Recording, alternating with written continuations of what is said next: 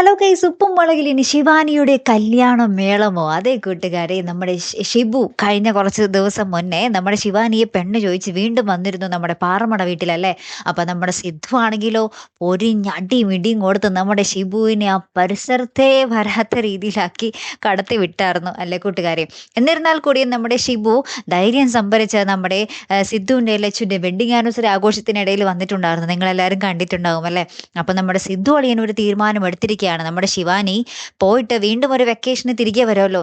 അപ്പോൾ നമ്മുടെ ശിവാനിയുടെ കല്യാണം ഉറപ്പിച്ച് വെച്ചത് നടത്താൻ വേണ്ടി തന്നെയാണ് നമ്മുടെ സിദ്ധുവിന്റെ പ്ലാൻ. അപ്പൊ ഇക്കാര്യങ്ങളൊക്കെ നമ്മുടെ ഭവാനി അമ്മൂമ്മയോട് പറയുമ്പോൾ ഭവാനി അമ്മൂമ്മ നേരത്തെ സ്വപ്നം കണ്ട കാര്യവും ആ പയ്യനെ പറ്റിയൊക്കെ നമ്മുടെ സിദ്ധു അളിയനോട് പറയുന്നുണ്ട്. അപ്പൊ സിദ്ധു അളിയൻ കൊള്ളാലോ, എന്നാൽ അവനെ തന്നെ ആലോചിച്ചാലോ എന്നും പറഞ്ഞിട്ട് നമ്മുടെ സിദ്ധു അളിയൻ ഇങ്ങനെ കുറച്ച് തീരുമാനങ്ങളൊക്കെ എടുത്ത് നിൽക്കുന്ന ഒരു രംഗങ്ങളാട്ടോ കൂട്ടുകാരി ഇനി നമ്മുടെ ഉപ്പുമുളകിൽ വരാൻ പോകുന്നതേ.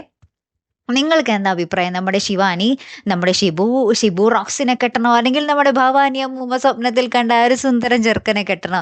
എന്തായാലും കാത്തിരുന്ന് തന്നെ കാണട്ടെ. ഇനി നമ്മുടെ സിദ്ധു പറയാൻ പറ്റില്ല കേട്ടോ, ഇനി വേറെ ആരെങ്കിലും കൊണ്ടുവരോ എന്നും നമുക്ക് കണ്ടു തന്നെ അറിയേണ്ടി വരും അല്ലേ കൂട്ടുകാർ. എന്നിരുന്നാൽ കൂടിയും നമുക്ക് നോക്കാം ആരായിരിക്കും നമ്മുടെ ശിവാനിയുടെ വരൻ അല്ലേ. കാത്തിരുന്ന് തന്നെ കാണാം. അപ്പോൾ അടുത്തൊരു വീഡിയോയുമായി വരുന്നത് വരയ്ക്കും here I am the Malayali signing of.